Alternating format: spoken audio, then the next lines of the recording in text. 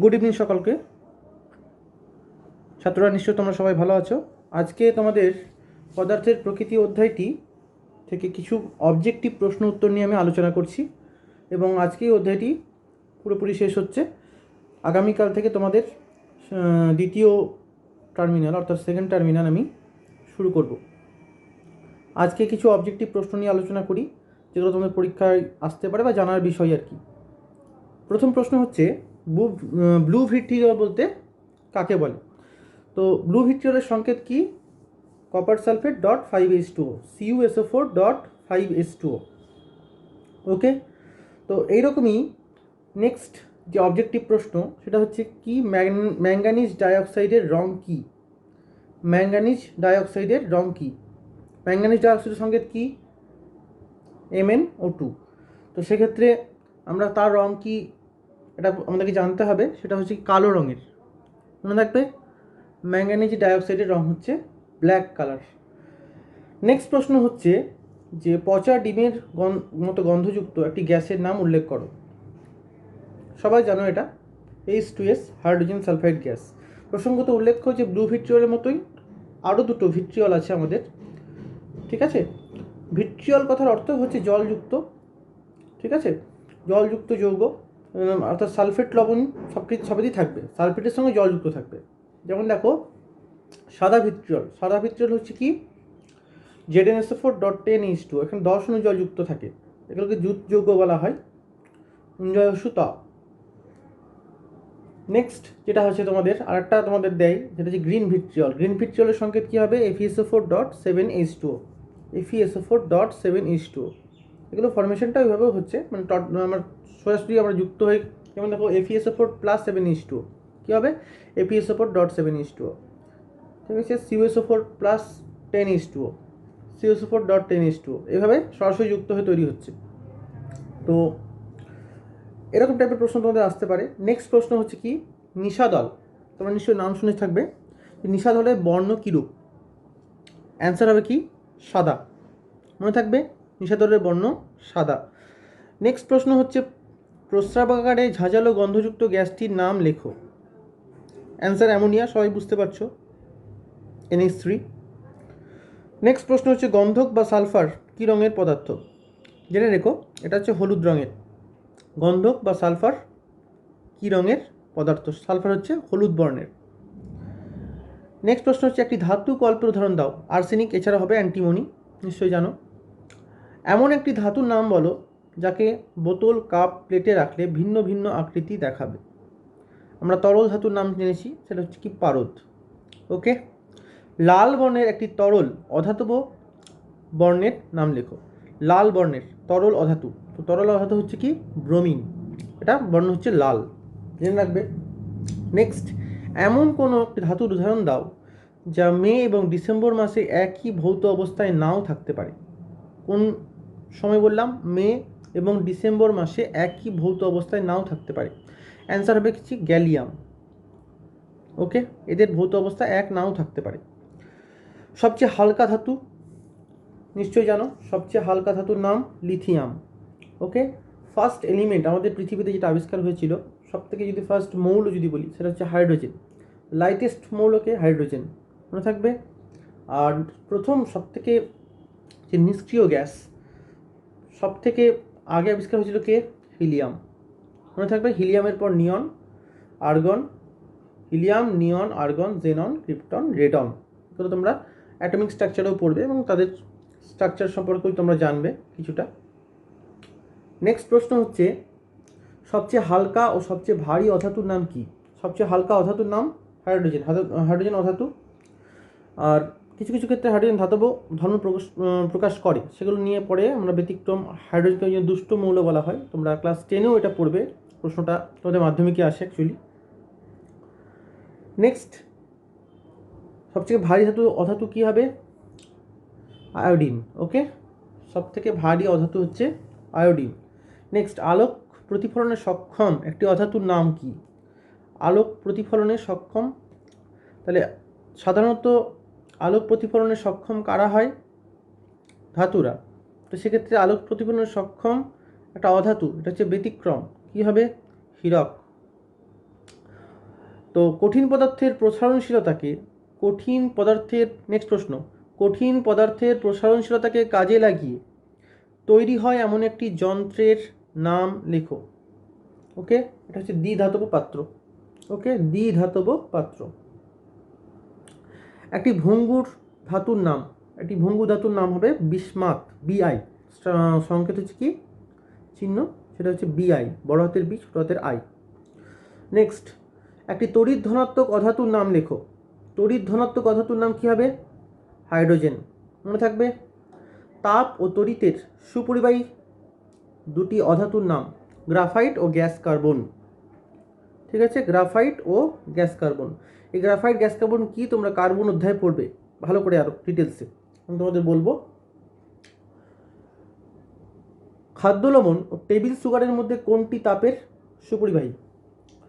আচ্ছা, খাদ্য লবণ হচ্ছে তাপের সুপরিবাহী, অ্যান্সার হবে খাদ্য লবণ। নেক্সট প্রশ্ন হচ্ছে কি, একটি অর্ধপরিবাহীর নাম নিশ্চয়ই তোমরা জানো, আমি বলেছিলাম তোমাদের সিলিকন। ওকে, একটি ধাতব অক্সাইডের নাম লেখো যার প্রকৃতি আম্লিক। একটি ধাতব অক্সাইডের নাম যার প্রকৃতি আম্লিক, অ্যান্সার কি হবে? Bromium try oxide. Bromium try oxide, মনে থাকবে। নেক্সট, ব্রোমিয়ামের সাথে না করে এটা করো ক্রোমিয়াম ট্রাই অক্সাইড করো। ব্রোমিয়াম হবে না, ব্রোমিয়ামের সাথে অক্সাইড হয় না, ক্রোমিয়াম ট্রাই অক্সাইড অ্যান্সার করো। একটি ধাতব অক্সাইড বলেছে, ব্রোমিন তো অধাতু হয়ে যাচ্ছে। ধাতব অক্সাইডের নাম লেখো যার প্রকৃতি আম্লিক, কি হবে? ক্রোমিয়াম ট্রাই অক্সাইড, মনে থাকবে। নেক্সট, MgKAl Na কে ক্রমবর্ধমান সক্রিয়তা অনুযায়ী সাজাও। অ্যান্সার, কোশ্চেনটা কি বললাম? ম্যাগনেসিয়াম, পটাশিয়াম, অ্যালুমিনিয়াম আর সোডিয়াম ক্রমবর্ধমান সক্রিয়তা। তোমরা নিশ্চয়ই সক্রিয়তা শ্রেণী তোমাদেরকে পড়িয়েছিলাম, তাহলে এখানে বুঝতেই পারছো কে সক্রিয় বেশি। ক্রমবর্ধমান সক্রিয় মানে ছোটো থেকে বড় বলেছে, বাড়বে আস্তে আস্তে। এখানে পটাশিয়ামটা সব থেকে বেশি, তাই তো? তাহলে আমরা কি বলতে পারি? Aluminium less than magnesium less than কি লিখবে? Less than sodium less than potassium. এটা হচ্ছে আমাদের কি হলো, এটা এই যে অর্ডারটা। ওকে, এবার যদি আমাদের এই প্রশ্নটা দেয় যে দেহের বহিঃকোষীয় ও অন্তঃকোষীয় তরলের প্রধান ক্যাটায়ন কি? আমাদের দেহে যে বহিঃকোষ আছে, মানে বাইরের কোষ এবং ভেতরের কোষ, সেই যে তরলটা থাকে, ফ্লুইডটা থাকে, সেই প্রধান ক্যাটায়নটা কি? অবশ্যই সোডিয়াম আর পটাশিয়াম, আমাদের খুব এসেন্সিয়াল উপাদান শরীরের। আর নেক্সট যে প্রশ্নটা তোমাদের দেয় অনেক সময়, যে দেহের সমস্ত পটাশিয়ামের কত অংশ কঙ্কাল পেশিতে থাকে? দেহের সমস্ত পটাশিয়ামের কত অংশ কঙ্কাল পেশিতে থাকে? কত অংশ কঙ্কাল পেশিতে থাকে? অ্যান্সার হবে 3/4 অংশ। ওকে, আচ্ছা। নেক্সট, অম্ল ক্ষারের ভারসাম্য নষ্ট হলে কি রোগ হয়? অম্ল ক্ষারের ভারসাম্য নষ্ট হলে কি রোগ হয়? অ্যান্সার হবে আর্থারাইটিস, অস্টিওপোরোসিস। ওকে, আর্থারাইটিস আর অস্টিওপোরোসিস, অম্ল ক্ষারের ভারসাম্য নষ্ট হলে। এগুলো হাড়ের রোগ সাধারণত। পেশি সংকোচনে সাহায্যকারী দুটি প্রোটিনের নাম। এটা বায়োলজির প্রশ্ন, তোমাদের মাঝে মাঝে দিয়ে দেয়। পেশি সংকোচনে সাহায্যকারী দুটি প্রোটিনের নাম লেখো। অ্যাক্টিন ও মায়োসিন। ওকে, দেহে অক্সিজেনের পরিবহন ও সঞ্চয় করে কোন কোন প্রোটিন? তোমরা নিশ্চয়ই জানো, হিমোগ্লোবিন ও মায়োগ্লোবিন। দেহে অক্সিজেন পরিবহন ও সঞ্চয় করে কোন কোন প্রোটিন? হিমোগ্লোবিন ও মায়োগ্লোবিন। আচ্ছা, খাদ্যে K+ মানে হচ্ছে পটাশিয়াম আয়ন। আয়ন কম থাকলে কি হবে? কোষের অম্লত্ব বেড়ে যাবে, কোষের অম্লত্ব বেড়ে যাবে।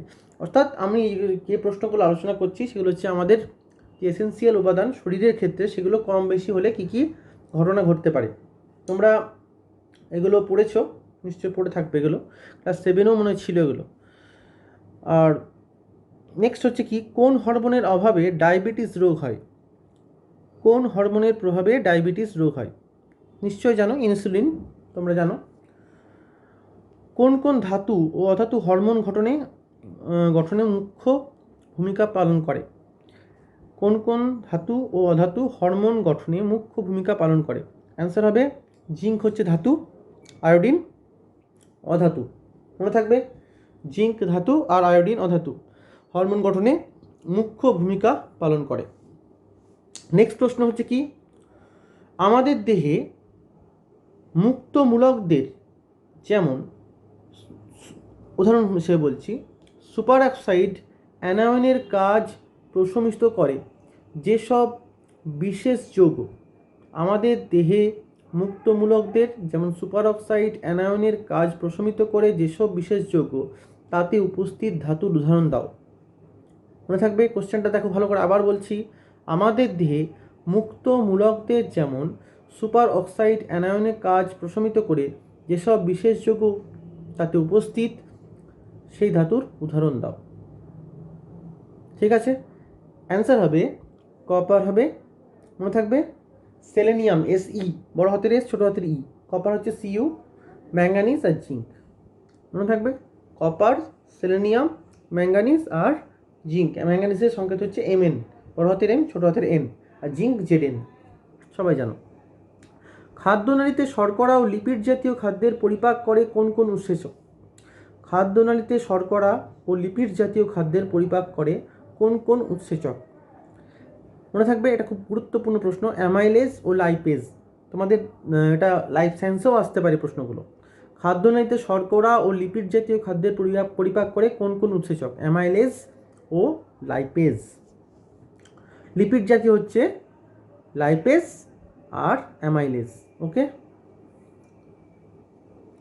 অ্যামাইলেজ উৎসেচক গঠনে কোন আয়নের প্রয়োজন হয়? অ্যামাইলেজ উৎসেচক গঠনে কোন আয়নের প্রয়োজন হয়? নেক্সট প্রশ্ন, অ্যান্সার হবে ক্লোরাইড আয়ন। অ্যান্সার কি লিখবে? Chloride ion. নেক্সট, কোন উৎসেচক হাইড্রোজেন পারক্সাইডকে সাধারণ তাপমাত্রায় ভেঙে দিতে পারে? আলুর ক্যাটালিস এনজাইম তোমরা জানো, ক্যাটালিস এনজাইম, মনে থাকবে। নেক্সট, ক্যাটালিস উৎসেচকের কার্যকারিতার সঙ্গে কোন ধাতব আয়নের সম্পর্ক রয়েছে? ক্যাটালিস উৎসেচকের কার্যকারিতার সঙ্গে কোন ধাতব আয়নের সম্পর্ক রয়েছে? আয়রনের, মনে থাকবে আয়রন আস। আয়রন আসের সংকেত হচ্ছে যোজ্যতা, তোমরা জানবে। আস আর ই কি তোমাদের পরবর্তী অধ্যায়ে আমি তোমাদের পড়াবো এগুলো। ওকে, তো আয়রন আস মানে +2, Fe+2। অ্যান্সার হবে কি Fe মাথায় +2, এটা যোজ্যতার চিহ্ন। যোজ্যতা কি, এগুলো ব্যাপারটাগুলো তোমরা ক্লাস 7-এ কিছুটা হয়তো জেনেছো, এইটা আরও ভালো করে জানবে তোমরা পরমাণুর গঠন অধ্যায়ে। নেক্সট প্রশ্ন হচ্ছে, সাইটোক্রোম অক্সিডেজের কাজে কোন কোন ধাতব আয়নের উপস্থিতি অপরিহার্য? সাইটোক্রোম অক্সিডেজের কাজে কোন কোন ধাতব আয়নের উপস্থিতি অপরিহার্য? এই অ্যান্সারটা দেবে তোমরা আয়রন আস, Fe+2 এবং কপার আস।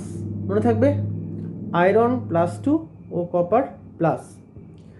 নেক্সট প্রশ্ন হচ্ছে, কোষের মাইটোকন্ড্রিয়ায়, দেখো এটা লাইফ সায়েন্স রিলেটেড প্রশ্ন কিছুটা, কোষের মাইটোকন্ড্রিয়ায় শক্তি উৎপন্ন করতে কোন উৎসেচকের প্রয়োজন?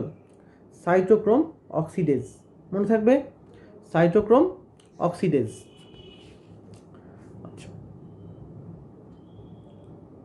নেক্সট প্রশ্ন হচ্ছে, একটি ধাতু ও অধাতুর নাম ও চিহ্ন লেখো যাদের যৌগ মানবদেহে বিষক্রিয়ার সৃষ্টি করে। এটা পাঠ্যপুস্তকের কোশ্চেন, তোমাদের বইয়ে আছে এটা। একটি ধাতু অধাতুর নাম ও চিহ্ন লেখো যাদের যৌগ মানবদেহে বিষক্রিয়ার সৃষ্টি করে।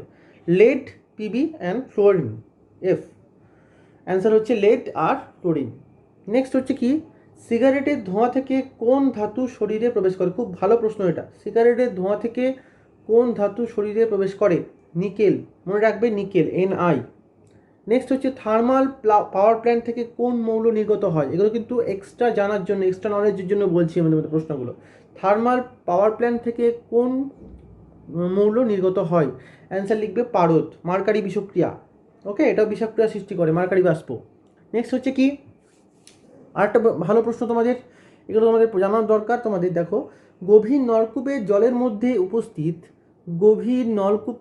মধ্যে উপস্থিত দুটি বিষাক্ত মৌলের নাম লেখো যাদের যৌগ মানবদেহে প্রবেশ করে ক্ষতি সাধন করে। অ্যান্সার হবে কি আর্সেনিক ও ফ্লোরিন, AS। আর্সেনিকের সংকেত হচ্ছে কি চিহ্ন এস, বড় হাতের এস, এ ছোট হাতের এস, এস, আর ফ্লোরিন হচ্ছে এফ। নেক্সট প্রশ্ন হচ্ছে মানবদেহ গঠনের জন্য মোট কটি ধাতব ও অধাতব যৌগ গুরুত্বপূর্ণ ভূমিকা পালন করে? এটা তোমরা ক্লাস 7-এও পড়েছিলে।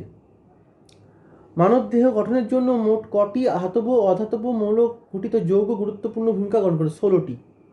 ওকে, জেনে রাখবে 16টি। এবার দেখো একটা প্রশ্ন তোমাদের দেয় যে বিশুদ্ধ সোনা তো আমরা 24 ক্যারেট বলি, 24 ক্যারেট সোনা, 24 ক্যারেট সোনা দিয়ে গয়না তৈরি করা সাধারণত হয় না কেন? কারণ বিশুদ্ধ সোনা হচ্ছে খুবই নরম, এবং 24 ক্যারেট সোনা দিয়ে যদি আমরা সোনার গয়না তৈরি করি সেক্ষেত্রে সোনা কিন্তু তার নিজস্ব স্ট্রাকচার ধরে রাখতে পারবে না, অর্থাৎ সোনা কিন্তু খুবই ভঙ্গুর টাইপের হবে এবং সেক্ষেত্রে বেঁকে যাওয়া বা ভেঙে যাওয়ার প্রবণতা বেশি থাকবে। ওই জন্যই আমরা কি হচ্ছে সোনাতে 2 ভাগ তামা ইউজ করি এবং ওখানে 22 ক্যারেট সোনা বলি আমরা। ওই জন্য 22 ক্যারেট সোনা দিয়ে আমরা সাধারণত যে অর্নামেন্টসগুলো হয় সেগুলো তৈরি করি, 24 ক্যারেট সোনা দিয়ে নয়। ওকে, ঠিক একইভাবে যখন আমরা হীরের গয়না করি, হীরে তো খুব শক্ত এবং ধরে রাখার জন্য একে যে মেটালটা দিয়ে করা হয় সেটা হচ্ছে 18 ক্যারেট অ্যান্ড 14 ক্যারেট। যত আমরা খাদ মেশাবো তত সোনার কী হবে, লংজিভিটি হয়তো কমতেও পারে কিন্তু কি ডিউরেবিলিটি আমরা বাড়বে। ওই জন্য হীরেটাকে ধরে রাখার জন্য হীরের গহনার ক্ষেত্রে আমরা 18 ক্যারেটের সোনা ব্যবহার করি, মনে থাকবে।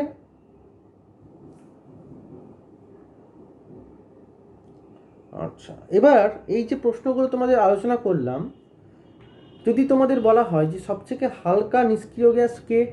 হিলিয়াম। এবং সবথেকে ভারী নিষ্ক্রিয় গ্যাস রেডন। কারণ এটা হচ্ছে পারমাণবিক ক্রমাঙ্ক বা অ্যাটমিক নাম্বার অনুযায়ী এগুলো সিলেক্ট করা হয় এবং একটা সিরিজ আছে, তোমরা নিশ্চয়ই শুনে থাকবে। এবং অ্যাটমিক নাম্বার নিয়ে এটা আমি অন্য চ্যাপ্টারে, মানে পরের চ্যাপ্টারে, সেকেন্ড টার্মের ফার্স্ট চ্যাপ্টারে আমি এগুলো নিয়ে ডিটেলসে আলোচনা করব তোমাদের যদি এইভাবে বলে যে আমি একটি তরল পদার্থ হলেও ধাতু, চকচকে, তাপ ও তড়িতে সুপরিবাহী, আমি কে? অ্যান্সার কী দেবে? পারদ। কারণ পারদ তরল হলেও ধাতু এবং চকচকে, তাপ ও তড়িতে সুপরিবাহী, সবগুলো হচ্ছে পারদের বৈশিষ্ট্যের সঙ্গে মিলে যাচ্ছে। নেক্সট প্রশ্ন হচ্ছে আমার সংস্পর্শে চিনি কালো বর্ণে পরিণত হয়, আমি অয়েল অফ ভিট্রিয়ল নামে পরিচিত। অয়েল অফ ভিট্রিয়ল কী হবে? অয়েল অফ ভিট্রিয়লের নাম গাঢ় সালফিউরিক অ্যাসিড। ওকে, আচ্ছা, অ্যাকোয়াফর্টিস বা তেজি জল কোন যৌগকে বলা হয়?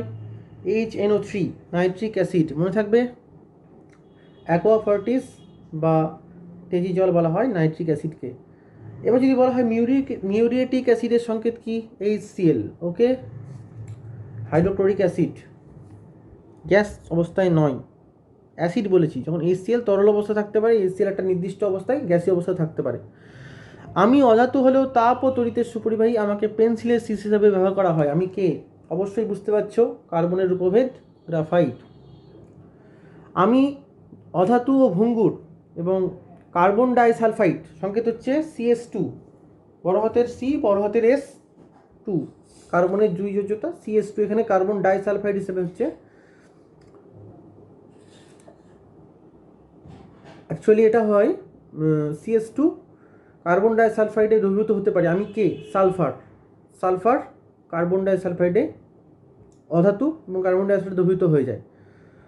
আমি খাবার টেবিলের অত্যাবশ্যক উপাদান, বর্ষাকালে জলীয়বাষ্প শোষণ করে আর্দ্র হয়ে যায়, অবশ্যই সোডিয়াম ক্লোরাইড। খুলে রেখে দেবে, দেখবে জল হয়ে গেছে। আমি গন্ধহীন, অনুদ্বায়ী, গাঢ় নীল বর্ণের শোধক, কেলাসাকার, অজৈব কঠিন পদার্থ। অ্যান্সার কী হবে?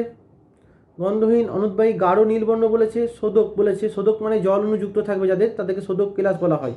এবং অজৈব কঠিন পদার্থ বলেছে, তাহলে অজৈব হলে কী হবে? কপার সালফেট .5H2O, সেটাকে ব্লু ভিট্রিয়ল বলছি আমরা, তুতে যেটাকে বলি। আমি হালকা ধাতু, আমাকে ছুরি দিয়ে কাটা যায়, আমাকে কেরোসিনে নিমজ্জিত করে রাখা হয়, অবশ্যই সোডিয়াম। আমি আগের দিন তোমাদের দেখেছিলাম যে সোডিয়ামকে কেরোসিনে জলে ডুবিয়ে রাখা হয় কেন।